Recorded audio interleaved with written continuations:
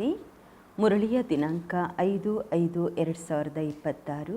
ಪ್ರಾತಃ ಮುರಳಿ ಬಾಪ್ದಾದ ಮಧುಬನ. ತಂದೆ ತಿಳಿಸುತ್ತಾರೆ, ಮಧುರ ಮಕ್ಕಳೇ, ಸುಖ ಶಾಂತಿಯ ವರದಾನ ಒಬ್ಬ ತಂದೆಯಿಂದಲೇ ಸಿಗುವುದು, ಯಾವುದೇ ದೇಹದಾರಿಯಿಂದ ಸಿಗುವುದಿಲ್ಲ. ಬಾಬಾ ಬಂದಿದ್ದಾರೆ ತಮಗೆ ಮುಕ್ತಿ ಜೀವನ್ಮುಕ್ತಿಯ ಮಾರ್ಗ ತೋರಿಸಲು. ಪ್ರಶ್ನೆ: ತಂದೆಯ ಜೊತೆ ಹೋಗಲು ಮತ್ತು ಸತ್ಯಯುಗದ ಆದಿಯಲ್ಲಿ ಬರಲು ಪುರುಷಾರ್ಥ ಏನಾಗಿದೆ? ಉತ್ತರ: ತಂದೆಯ ಜೊತೆ ಹೋಗಬೇಕಾದರೆ ಪೂರ್ಣ ಪವಿತ್ರರಾಗಬೇಕು. ಸತ್ಯಯುಗದ ಆದಿಯಲ್ಲಿ ಬರಲು ಅನ್ಯ ಸಂಘಗಳ ಜೊತೆ ಬುದ್ಧಿಯೋಗವನ್ನು ಮುರಿದು ಒಬ್ಬ ಬಾಬಾರವರ ನೆನಪಿನಲ್ಲಿ ಇರಬೇಕು. ಅವಶ್ಯವಾಗಿ ಆತ್ಮ ಅಭಿಮಾನಿ ಆಗಬೇಕು. ಒಬ್ಬ ತಂದೆಯ ಮತದಂತೆ ನಡೆದಾಗ ಶ್ರೇಷ್ಠ ಪದವಿಯ ಅಧಿಕಾರ ಸಿಗುವುದು. ಗೀತೆ: ನಯನಹೀನರಿಗೆ ಮಾರ್ಗವನ್ನು ತೋರಿಸಿ ಪ್ರಭು. ಓಂ ಶಾಂತಿ. ಈ ಹಾಡನ್ನು ಯಾರು ಹಾಡಿದರು? ಮಕ್ಕಳು. ಏಕೆಂದರೆ ತಂದೆಯಂತೂ ಒಬ್ಬರೇ, ಅವರಿಗೆ ರಚಯಿತ ಎಂದು ಹೇಳಲಾಗುವುದು. ರಚಯಿತ ಕರೆಯುವುದಿಲ್ಲ, ರಚನೆ ರಚಯಿತನನ್ನು ಕರೆಯುವಂತಹದ್ದು. ಬಾಬಾ ತಿಳಿಸುತ್ತಾರೆ, ಭಕ್ತಿ ಮಾರ್ಗದಲ್ಲಂತೂ ನಿಮಗೆ ಇಬ್ಬರು ತಂದೆಯರಿದ್ದರು. ಒಬ್ಬರು ಲೌಕಿಕ, ಮತ್ತೊಬ್ಬರು ಪಾರಲೌಕಿಕ. ಎಲ್ಲ ಆತ್ಮರ ತಂದೆ ಒಬ್ಬರೇ ಆಗಿದ್ದಾರೆ. ಒಬ್ಬ ತಂದೆ ಆಗಿರುವುದರಿಂದ ಎಲ್ಲ ಆತ್ಮರು ತಮ್ಮನ್ನು ತಾವು ಸಹೋದರರೆಂದು ಹೇಳುತ್ತೀರಾ. ಆ ತಂದೆಯನ್ನು ಕರೆಯುತ್ತೀರಾ ಓ ಗಾಡ್ ಫಾದರ್, ಓ ಪರಂಪಿತ ಪರಮಾತ್ಮ, ದಯೆ ತೋರಿಸಿ ಕ್ಷಮೆ ತೋರಿಸಿ ಎಂದು. ಭಕ್ತರ ರಕ್ಷಕ ಒಬ್ಬ ಭಗವಂತ ಆಗಿದ್ದಾರೆ. ಮೊಟ್ಟ ಮೊದಲು ಇದನ್ನು ತಿಳಿದುಕೊಳ್ಳಬೇಕು, ನಮಗೆ ಇಬ್ಬರು ತಂದೆಯರಿದ್ದಾರೆ. ಈಗ ಪಾರಲೌಕಿಕ ತಂದೆಯಂತೂ ಎಲ್ಲರಿಗೂ ಇದ್ದಾರೆ. ಬಾಕಿ ಲೌಕಿಕ ತಂದೆ ಪ್ರತಿಯೊಬ್ಬರಿಗೂ ಬೇರೆ ಬೇರೆಯಾಗಿದ್ದಾರೆ. ಈಗ ಲೌಕಿಕ ತಂದೆ ದೊಡ್ಡವರ, ಪಾರಲೌಕಿಕ ತಂದೆ ದೊಡ್ಡವರ? ಲೌಕಿಕ ತಂದೆಗೆ ಎಂದಿಗೂ ಭಗವಂತ ಪರಮಾತ್ಮ ಎಂದು ಹೇಳುವುದಿಲ್ಲ. ಆತ್ಮನ ತಂದೆ ಒಬ್ಬರೇ ಪರಂಪಿತ ಪರಮಾತ್ಮ ಆಗಿದ್ದಾರೆ. ಆತ್ಮನ ಹೆಸರು ಎಂದಿಗೂ ಬದಲಾಗುವುದಿಲ್ಲ, ಶರೀರದ ಹೆಸರು ಬದಲಾಗುವುದು. ಆತ್ಮ ಭಿನ್ನ ಭಿನ್ನ ಶರೀರವನ್ನು ತೆಗೆದುಕೊಂಡು ಪಾತ್ರ ಮಾಡುತ್ತದೆ, ಅಂದರೆ ಅರ್ಥ ಪುನರ್ಜನ್ಮ ತೆಗೆದುಕೊಳ್ಳುತ್ತದೆ. ಕೊನೆಗೆ ಎಷ್ಟು ಜನ್ಮ ಸಿಗತ್ತೆ ಅದನ್ನು ತಂದೆಯೇ ಬಂದು ತಿಳಿಸುತ್ತಾರೆ. ತಾವು ಮಕ್ಕಳು ತಮ್ಮ ಜನ್ಮಗಳನ್ನು ತಿಳಿದುಕೊಂಡಿಲ್ಲ. ತಂದೆ ಬರುವುದೇ ಭಾರತದಲ್ಲಿ. ಅವರ ಹೆಸರಾಗಿದೆ ಶಿವ. ತಿಳಿದುಕೊಳ್ಳಲಾಗುವುದು ಶಿವ ಪರಮಾತ್ಮ ಆಗಿದ್ದಾರೆ. ಶಿವ ಜಯಂತಿ ಅಥವಾ ಶಿವರಾತ್ರಿಯನ್ನು ಎಲ್ಲರೂ ಆಚರಿಸುತ್ತಾರೆ. ಅವರು ನಿರಾಕಾರ ಆಗಿದ್ದಾರೆ, ಶಿವ ತಂದೆ. ಹೀಗೆ ಆತ್ಮ ನಿರಾಕಾರ, ಪರಮಾತ್ಮನೂ ಸಹ ನಿರಾಕಾರ ಆಗಿದ್ದಾರೆ. ಆತ್ಮ ನಿರಾಕಾರದಿಂದ ಸಾಕಾರದಲ್ಲಿ ಬರುತ್ತದೆ ಪಾತ್ರ ಮಾಡಲು. ಈಗ ನಿರಾಕಾರ ತಂದೆಯಂತೂ ಶರೀರವಿಲ್ಲದೆ ಪಾತ್ರ ಮಾಡಲಾಗುವುದಿಲ್ಲ. ಮನುಷ್ಯರು ಈ ಮಾತುಗಳನ್ನು ತಿಳಿದುಕೊಳ್ಳುವುದಿಲ್ಲ. ನಯನಹೀನರಾಗಿದ್ದಾರೆ. ಮೂರನೆಯ ನೇತ್ರ, ಜ್ಞಾನದ ನೇತ್ರದಿಂದ ಹೀನರಾಗಿದ್ದಾರೆ. ಈ ಶರೀರದ ಎರಡು ಕಣ್ಣುಗಳಂತೂ ಎಲ್ಲರಿಗೂ ಇವೆ. ಮೂರನೆಯ ಜ್ಞಾನದ ನೇತ್ರ ಆತ್ಮನಿಗೆ ಇಲ್ಲ. ಅದಕ್ಕೆ ದಿವ್ಯ ಚಕ್ಷು ಎಂದು ಹೇಳಲಾಗುವುದು. ಆತ್ಮ ತನ್ನ ತಂದೆಯನ್ನು ಮರೆತಿದೆ, ಆದ್ದರಿಂದ ಕರೆಯುತ್ತಾರೆ ನಯನಹೀನರಿಗೆ ಮಾರ್ಗವನ್ನು ತೋರಿಸಿ ಪ್ರಭು ಎಂದು. ಎಲ್ಲಿನ ಮಾರ್ಗ? ಶಾಂತಿಧಾಮ ಮತ್ತು ಸುಖಧಾಮದ ಮಾರ್ಗ. ಸರ್ವರ ಸದ್ಗತಿದಾತ ಸದ್ಗುರು ಒಬ್ಬ ತಂದೆಯಾಗಿದ್ದಾರೆ. ಮನುಷ್ಯರು ಮನುಷ್ಯರಿಗೆ ಗುರುಗಳಾಗಿ ಸದ್ಗತಿಯನ್ನು ಕೊಡಲಾಗುವುದಿಲ್ಲ. ಸ್ವಯಂವೇ ಸದ್ಗತಿಯನ್ನು ಪಡೆಯುವುದಿಲ್ಲ. ಅನ್ಯರಿಗೂ ಸಹ ಸದ್ಗತಿ ಕೊಡಲಾಗುವುದಿಲ್ಲ. ಒಬ್ಬ ತಂದೆಯೇ ಸರ್ವರಿಗೂ ಸದ್ಗತಿ ಕೊಡುತ್ತಾರೆ. ಆ ಒಬ್ಬ ತಂದೆಯನ್ನು ನೆನಪು ಮಾಡಬೇಕು. ತಂದೆ ತಿಳಿಸುತ್ತಾರೆ, ಯಾವುದೇ ಮನುಷ್ಯ ಮಾತ್ರರು ಮುಕ್ತಿ ಜೀವನ್ಮುಕ್ತಿ ಸುಖ ಶಾಂತಿಯನ್ನು ಸದಾಕಾಲಕ್ಕಾಗಿ ಕೊಡಲಾಗುವುದಿಲ್ಲ. ಸುಖ ಶಾಂತಿಯ ವರದಾನವಂತೂ ಒಬ್ಬ ತಂದೆಯೇ ಕೊಡಲು ಸಾಧ್ಯ. ಮನುಷ್ಯರು ಮನುಷ್ಯರಿಗೆ ಕೊಡಲಾಗುವುದಿಲ್ಲ. ಭಾರತವಾಸಿಗಳು ಸತೋಪ್ರಧಾನರಾಗಿದ್ದರು. ಆಗ ಸತ್ಯಯೋಗಿ ಸ್ವರ್ಗವಾಸಿಗಳಾಗಿದ್ದರು. ಆತ್ಮ ಪವಿತ್ರವಾಗಿತ್ತು. ಭಾರತಕ್ಕೆ ಸ್ವರ್ಗ ಎಂದು ಹೇಳಲಾಗುವುದು. ಆಗ ಆತ್ಮರು ಪವಿತ್ರರು ಸತೋಪ್ರಧಾನರಾಗಿದ್ದರು. ತಾವು ತಿಳಿದುಕೊಂಡಿದ್ದೀರಾ, ಇಂದಿನಿಂದ 5000 ವರ್ಷಗಳಿಗೆ ಮೊದಲು ಭಾರತ ಸ್ವರ್ಗ ಸತೋಪ್ರಧಾನವಾಗಿತ್ತು. ಈ ಲಕ್ಷ್ಮೀನಾರಾಯಣರ ರಾಜ್ಯವಿತ್ತು. ಈಗ ಕಲಿಯುಗದ ಅಂತ್ಯವಾಗುತ್ತಿದೆ. ಇದಕ್ಕೆ ನರಕ ಎಂದು ಹೇಳಲಾಗುವುದು. ಇದೇ ಭಾರತ ಸ್ವರ್ಗವಾಗಿದ್ದಾಗ ಬಹಳ ಧನವಂತರಾಗಿದ್ದೆವು. ವಜ್ರ ವೈಡೂರ್ಯಗಳ ಮಹಲುಗಳಿದ್ದವು. ತಂದೆ ಮಕ್ಕಳಿಗೆ ನೆನಪು ಮಾಡಿಸುತ್ತಾರೆ. ಸತ್ಯಯುಗದ ಆದಿಯಲ್ಲಿ ಈ ಲಕ್ಷ್ಮೀನಾರಾಯಣರ ರಾಜಧಾನಿ ಇತ್ತು. ಅದಕ್ಕೆ ಸ್ವರ್ಗ ವೈಕುಂಠ ಎಂದು ಹೇಳಲಾಗುತ್ತದೆ. ಈಗಂತೂ ಸ್ವರ್ಗ ಇಲ್ಲ. ಇದನ್ನು ತಂದೆಯೇ ತಿಳಿಸುತ್ತಾರೆ. ಬಾಬಾರವರು ಭಾರತದಲ್ಲಿಯೇ ಬರುತ್ತಾರೆ. ನಿರಾಕಾರ ಶಿವನ ಜಯಂತಿಯನ್ನು ಭಾರತದಲ್ಲಿಯೇ ಆಚರಿಸಲಾಗುವುದು. ಆದರೆ ಅವರು ಏನು ಮಾಡುತ್ತಾರೆ ಎಂಬುದು ಯಾರಿಗೂ ಗೊತ್ತಿಲ್ಲ. ನಾವು ಆತ್ಮರಿಗೆ ತಂದೆ ಶಿವ ಆಗಿದ್ದಾರೆ. ನಾವು ಅವರ ಜಯಂತಿಯನ್ನು ಆಚರಿಸುತ್ತೇವೆ. ತಂದೆಯ ಬಯೋಗ್ರಫಿಯನ್ನು ತಿಳಿದುಕೊಂಡಿಲ್ಲ ಯಾರು. ಗಾಯನ ಮಾಡುತ್ತಾರೆ. ದುಃಖದಲ್ಲಿ ಎಲ್ಲರೂ ಸ್ಮರಿಸುತ್ತಾರೆ, ಕರೆಯುತ್ತಾರೆ, ಓ ಗಾಡ್ ಫಾದರ್ ದಯೆ ತೋರಿಸಿ ಎಂದು. ನಾವು ಬಹಳ ದುಃಖಿಗಳಾಗಿದ್ದೇವೆ, ಏಕೆಂದರೆ ಇದು ರಾವಣ ರಾಜ್ಯವಾಗಿದೆ ಎಂದು ಕರೆಯುತ್ತಾರೆ. ವರ್ಷವೂ ರಾವಣನ ಗೊಂಬೆ ಮಾಡಿ ಸುಡುತ್ತಾರೆ. ಆದರೆ ಯಾರಿಗೂ ಗೊತ್ತಿಲ್ಲ 10 ತಲೆಗಳುಳ್ಳ ರಾವಣ ಯಾವ ವಸ್ತುವಾಗಿದ್ದಾರೆ ಎಂದು. ನಾವು ರಾವಣನ ಗೊಂಬೆಯನ್ನು ಯಾಕೆ ಸುಡುತ್ತೇವೆ? ಇವರು ಯಾರ ಶತ್ರು? ಆ ಗೊಂಬೆ ಮಾಡಿ ಯಾಕೆ ಸುಡುತ್ತೇವೆ ಎಂಬುದು ಯಾರಿಗೂ ಗೊತ್ತಿಲ್ಲ. ಭಾರತವಾಸಿಗಳು ಬಿಲ್ಕುಲ್ ತಿಳಿದುಕೊಂಡಿಲ್ಲ, ಏಕೆಂದರೆ ಜ್ಞಾನದ 3ನೆಯ ನೇತ್ರ ಇಲ್ಲ.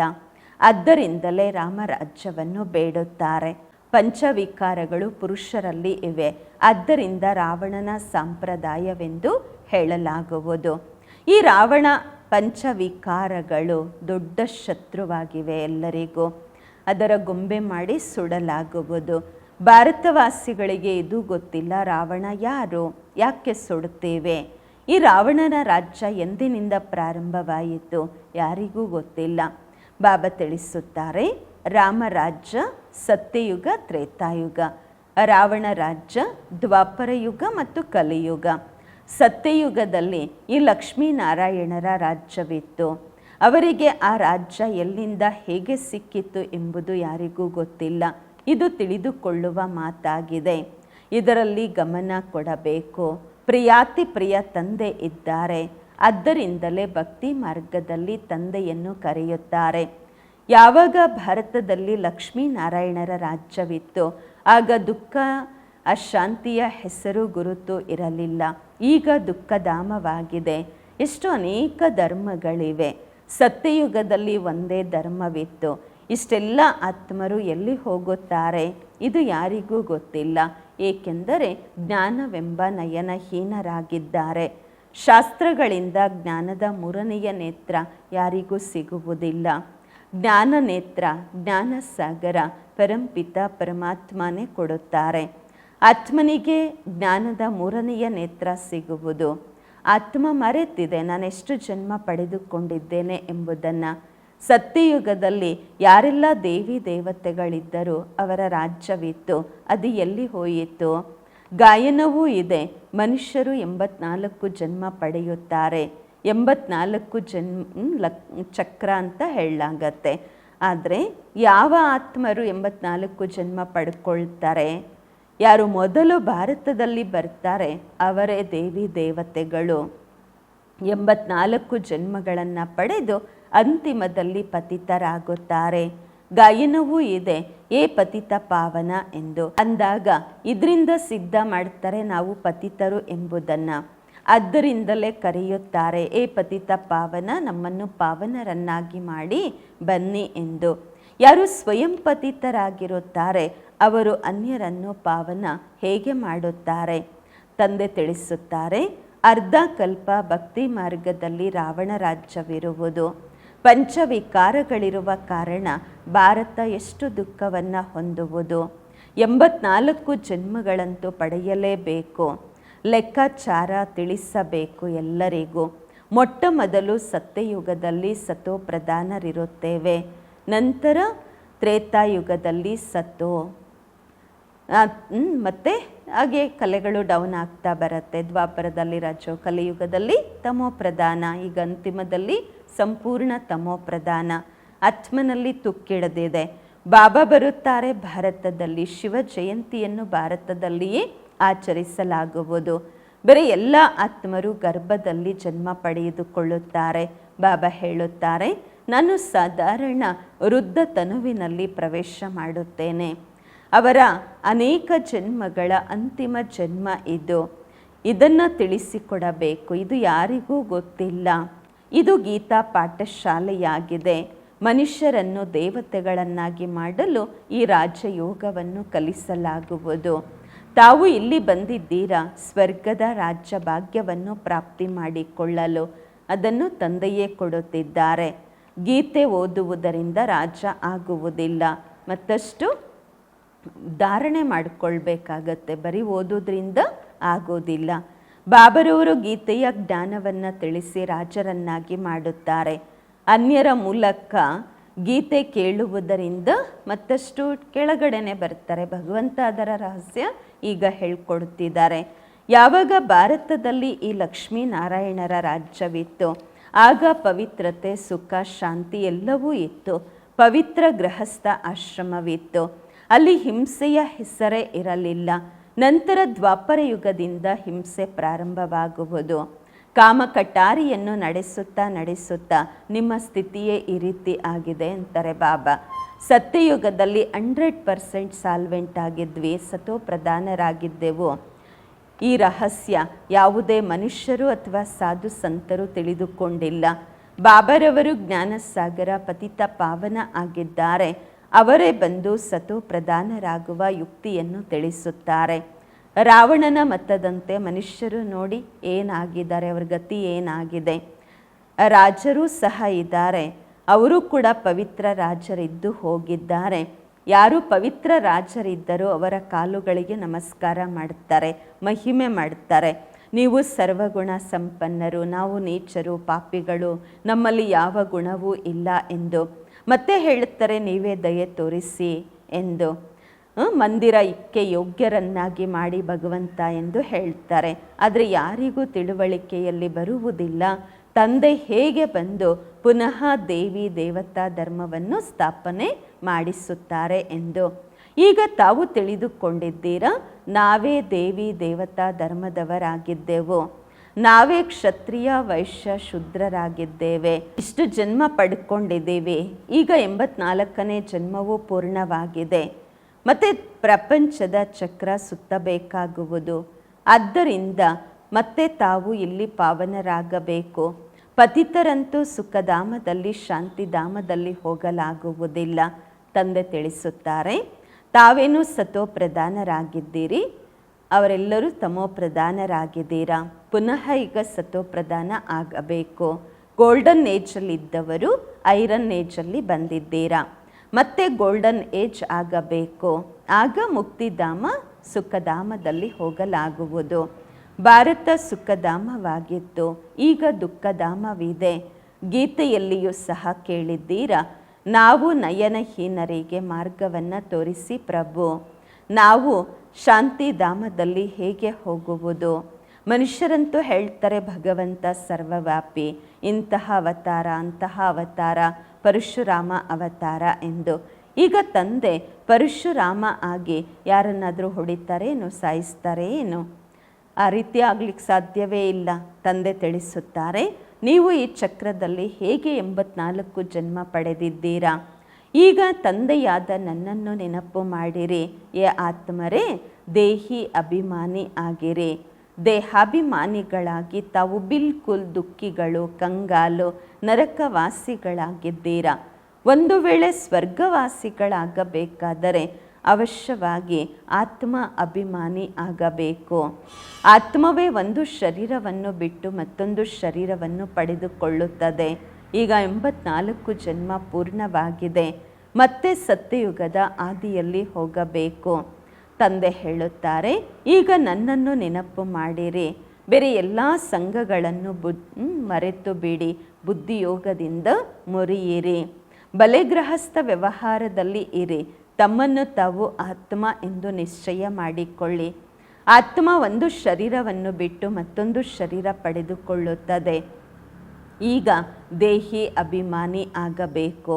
ನನ್ನನ್ನು ನೆನಪು ಮಾಡಿದಾಗ ಎಲ್ಲ ತುಕ್ಕು ಸುಟ್ಟು ಹೋಗುತ್ತೆ, ವಿಕರ್ಮ ವಿನಾಶವಾಗುವುದು. ತಾವು ಪವಿತ್ರರಾಗುತ್ತೀರಾ.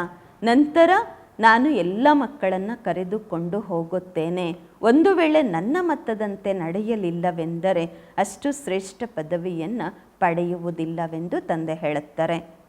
ಈ ಲಕ್ಷ್ಮೀನಾರಾಯಣರ ಪದವಿ ಶ್ರೇಷ್ಠವಾಗಿದೆ. ಯಾವಾಗ ಇವರ ರಾಜ್ಯವಿತ್ತು ಆಗ ಬೇರೆ ಯಾವುದೇ ಧರ್ಮ ಇರಲಿಲ್ಲ. ದ್ವಾಪರ ಯುಗದಿಂದ ಅನ್ಯ ಧರ್ಮದವರು ಬಂದರು. ಸತ್ಯಯುಗದಲ್ಲಿ ಮನುಷ್ಯರು ಕಡಿಮೆ ಇರುತ್ತಾರೆ. ಈಗಂತೂ ಬಹಳ ಧರ್ಮಗಳಾಗಿರುವ ಕಾರಣ ಎಷ್ಟು ದುಃಖಿಗಳಾಗಿದ್ದಾರೆ. ಅದೇ ದೇವತಾ ಧರ್ಮದವರು ಈಗ ಪತಿತರಾಗಿರುವುದರಿಂದ ತಮ್ಮನ್ನು ತಾವು ದೇವತೆಗಳೆಂದು ಹೇಳಿಕೊಳ್ಳುವುದಿಲ್ಲ, ಹಿಂದೂ ಎಂದು ಹೆಸರಿಟ್ಟುಕೊಂಡಿದ್ದಾರೆ. ತಂದೆ ತಿಳಿಸುತ್ತಾರೆ, ಯಾವಾಗ ತಾವು ಯೋಗ್ಯ ದೇವಿ ದೇವತೆಗಳಾಗಿದ್ದೀರಿ ಆಗ ಪೂರ್ತಿ ವಿಶ್ವದ ಮೇಲೆ ರಾಜ್ಯ ಇತ್ತು. ಎಲ್ಲರೂ ಸುಖಿಗಳಾಗಿದ್ದರು, ಈಗ ದುಃಖಿಗಳಾಗಿದ್ದಾರೆ. ಭಾರತ ಸ್ವರ್ಗವಾಗಿತ್ತು, ಈಗ ನರಕವಾಗಿದೆ. ಇಲ್ಲಿನ ಮನುಷ್ಯರಂತೂ ಸಂಪೂರ್ಣ ವಿಕಾರಿಗಳಾಗಿದ್ದಾರೆ. ಇದಕ್ಕೆ ಪತಿತ ಪ್ರಪಂಚವೆಂದು ಹೇಳಲಾಗುವುದು. ಎಲ್ಲರೂ ಪತಿತರಾಗಿದ್ದಾರೆ. ಭಾರತ ಶಿವಾಲಯವಾಗಿತ್ತು, ಶಿವತಂದೆಯೇ ಸ್ಥಾಪನೆ ಮಾಡಿದ್ದರು. ತಂದೆ ಸ್ವರ್ಗವನ್ನು ತಯಾರು ಮಾಡುತ್ತಾರೆ, ರಾವಣ ನರಕ ಮಾಡುತ್ತಾರೆ. ರಾವಣ ಶಾಪ ಕೊಡುತ್ತಾರೆ, ತಂದೆ 21 ಜನ್ಮಗಳಿಗಾಗಿ ಆಸ್ತಿ ಕೊಡುತ್ತಾರೆ. ಈಗ ತಾವು ಪ್ರತಿಯೊಬ್ಬರೂ ಬಾಬಾರವರನ್ನು ನೆನಪು ಮಾಡಿರಿ. ಯಾವುದೇ ದೇಹದಾರಿಯನ್ನು ನೆನಪು ಮಾಡಬೇಡಿ. ದೇಹದಾರಿಗೆ ಭಗವಂತ ಎಂದು ಹೇಳುವುದಿಲ್ಲ. ಭಗವಂತ ಒಬ್ಬರೇ ಆಗಿದ್ದಾರೆ. ತಂದೆಯಂತೂ ಬೇಹದ್ದಿನ ಆಸ್ತಿ ಕೊಡುತ್ತಾರೆ. ನಂತರ ರಾವಣ ಶಾಪಿತರನ್ನಾಗಿ ಮಾಡುತ್ತಾರೆ. ಈ ಸಮಯದಲ್ಲಿ ಭಾರತ ಶಾಪಿತವಾಗಿದೆ, ಬಹಳ ದುಃಖಿಗಳಾಗಿದ್ದಾರೆ. ಈಗ ರಾವಣನ ಮೇಲೆ ವಿಜಯ ಪಡೆಯಬೇಕು. ಗಾಯನವೂ ಇದೆ, ದಾನ ಕೊಟ್ಟರೆ ಗ್ರಹಣ ಬಿಟ್ಟು ಹೋಗುವುದು. ಆ ಗ್ರಹಣ ಏನಿಡಿಯುತ್ತೆ ಅದಂತೂ ಪೃಥ್ವಿಯ ಪರಛಾಯೆ ನೆರಳಾಗಿದೆ. ಈಗ ಬಾಬಾ ಹೇಳುತ್ತಾರೆ, ನಿಮ್ಮ ಮೇಲೆ ಪಂಚವಿಕಾರಗಳೆಂಬ ರಾವಣನ ಗ್ರಹಣವಿದೆ. ಈ ಪಂಚವಿಕಾರಗಳನ್ನು ದಾನದ ರೂಪದಲ್ಲಿ ಕೊಟ್ಟು ಬಿಡಿ. ಮೊದಲು ದಾನ ಮಾಡಿ, ನಾವೆಂದಿಗೂ ವಿಕಾರದಲ್ಲಿ ಹೋಗುವುದಿಲ್ಲ ಎಂದು. ಈ ಕಾಮ ಕಟ್ಟಾರಿಯೇ ಮನುಷ್ಯರನ್ನು ಪತಿತರನ್ನಾಗಿ ಮಾಡಿದೆ. ಒಳ್ಳೆಯದು. ಮಧುರಾತಿ ಮಧುರ ಅಗಲಿ ಹೋಗಿ ಮರಳಿ ಸಿಕ್ಕಿರುವ ಮಕ್ಕಳ ಪ್ರತಿಯಾಗಿ ಮಾತ್ಪಿತಾ ಬಾಪ್ದಾದರವರ ನೆನಪು, ಪ್ರೀತಿ, ಬೆಳಗಿನ ವಂದನೆಗಳು. ಆತ್ಮಿಕ ಮಕ್ಕಳಿಗೆ ಆತ್ಮಿಕ ತಂದೆಯ ನಮಸ್ಕಾರಗಳು. ನಾವು ಆತ್ಮಿಕ ಮಕ್ಕಳಿಂದ ಆತ್ಮಿಕ ಮಾತ್ಪಿತಾ ಬಾಪ್ದಾದರವರಿಗೆ ನೆನಪು, ಪ್ರೀತಿ, ಬೆಳಗಿನ ವಂದನೆಗಳು ಹಾಗೂ ನಮಸ್ಕಾರಗಳು. ಧಾರಣೆಗಾಗಿ ಮುಖ್ಯ ಸಾರ. ಫಸ್ಟ್ ಪಾಯಿಂಟು, ತಂದೆ ಯಾವ ಜ್ಞಾನವನ್ನು ಕೊಡುತ್ತಿದ್ದಾರೆ ಅದನ್ನು ಪೂರ್ಣವಾಗಿ ಗಮನ ಕೊಟ್ಟು ಓದಬೇಕು. ಜ್ಞಾನದ 3ನೆಯ ನೇತ್ರದಿಂದ ತಮ್ಮ 84 ಜನ್ಮಗಳನ್ನು ತಿಳಿದು ಈಗ ಅಂತಿಮ ಜನ್ಮದಲ್ಲಿ ಪಾವನರಾಗಬೇಕು. ತಂದೆ ಯಾವ ಜ್ಞಾನವನ್ನು ಕೊಡುತ್ತಿದ್ದಾರೆ ಅದನ್ನು ಪೂರ್ಣವಾಗಿ ಗಮನ ಕೊಟ್ಟು ಓದಬೇಕು. ಜ್ಞಾನದ 3ನೆಯ ನೇತ್ರದಿಂದ ತಮ್ಮ 84 ಜನ್ಮಗಳನ್ನು ತಿಳಿದುಕೊಂಡು ಈಗ ಅಂತಿಮ ಜನ್ಮದಲ್ಲಿ ಪಾವನರಾಗಬೇಕು. 2ನೇ ಪಾಯಿಂಟು, ರಾವಣನ ಶಾಪದಿಂದ ಬಚಾವಾಗಲು ಒಬ್ಬ ತಂದೆಯ ನೆನಪಿನಲ್ಲಿ ಇರಬೇಕು. ಪಂಚವಿಕಾರಗಳನ್ನು ದಾನವಾಗಿ ಕೊಡಬೇಕು. ಒಬ್ಬ ತಂದೆಯ ಮತದಂತೆ ನಡೆಯಬೇಕು. ವರದಾನ, ಕಿರೀಟ ಮತ್ತು ತಿಲಕವನ್ನು ಧಾರಣೆ ಮಾಡಿಕೊಂಡು ಬಾಬ್ದಾದರವರ ಸಹಯೋಗಿ ಆಗುವಂತಹ ಹೃದಯ ಸಿಂಹಾಸನ ಅಧಿಕಾರಿ ಆಗಿರಿ. ಕಿರೀಟ ಮತ್ತು ತಿಲಕವನ್ನು ಧಾರಣೆ ಮಾಡಿಕೊಂಡು ಬಾಬ್ದಾದರವರ ಸಹಯೋಗಿ ಆಗುವಂತಹ ಹೃದಯ ಸಿಂಹಾಸನ ಅಧಿಕಾರಿ ಆಗಿರಿ. ವರದಾನದ ವಿಶ್ಲೇಷಣೆ, ಯಾವಾಗ ಯಾರಾದರೂ ಸಿಂಹಾಸನದ ಮೇಲೆ ಕುಳಿತುಕೊಳ್ತಾರೆ ಆಗ ತಿಲಕ ಮತ್ತು ಕಿರೀಟ ಅವರ ಗುರುತಾಗಿರುತ್ತೆ. ಹಾಗೆ ಯಾರು ತಂದೆಯ ಹೃದಯ ಸಿಂಹಾಸನ ಅಧಿಕಾರಿಗಳಾಗಿರುತ್ತಾರೆ ಅವರ ಮಸ್ತಕದಲ್ಲಿ ಸದಾ ಅವಿನಾಶಿ ಆತ್ಮನ ಸ್ಥಿತಿಯ ತಿಲಕ ದೂರದಿಂದಲೇ ಹೊಳೆಯುತ್ತಿರುವ ಹಾಗೆ ಕಂಡುಬರುತ್ತದೆ. ಸರ್ವ ಆತ್ಮರ ಕಲ್ಯಾಣದ ಶುಭ ಭಾವನೆ ಅವರ ನಯನಗಳಿಂದ ಮುಖದಿಂದ ಕಂಡುಬರುವುದು. ಅವರ ಪ್ರತಿ ಸಂಕಲ್ಪ, ಮಾತು ಮತ್ತು ಕರ್ಮ ತಂದೆಯ ಸಮಾನವಿರುವುದು. ಸ್ಲೋಗನ್: ಸರಳ ನೆನಪಿಗಾಗಿ ಸರಳತೆಯ ಗುಣವನ್ನು ಧಾರಣೆ ಮಾಡಿಕೊಳ್ಳಿ. ಸಂಸ್ಕಾರಗಳನ್ನು ಸರಳ ಮಾಡಿಕೊಳ್ಳಿ. ಸರಳ ನೆನಪಿಗಾಗಿ ಸರಳತೆಯ ಗುಣವನ್ನು ಧಾರಣೆ ಮಾಡಿಕೊಳ್ಳಿ. ಸಂಸ್ಕಾರಗಳನ್ನು ಸರಳ ಮಾಡಿಕೊಳ್ಳಿ. ಅವ್ಯಕ್ತ ಇಶಾರೆ: ಸದಾ ಅಚಲ ಅಡೋಲ ಏಕರಸ ಸ್ಥಿತಿಯ ಅನುಭವ ಮಾಡಿರಿ. ಯಾರಿಗೆ ಡ್ರಾಮಾದ ಜ್ಞಾನದ ಶಕ್ತಿ ಪ್ರಾಕ್ಟಿಕಲ್ ಜೀವನದಲ್ಲಿ ಧಾರಣೆಯಾಗಿರುತ್ತದೆ ಅವರೆಂದಿಗೂ ಅಲ್ಚಲ್ನಲ್ಲಿ ಬರುವುದಿಲ್ಲ.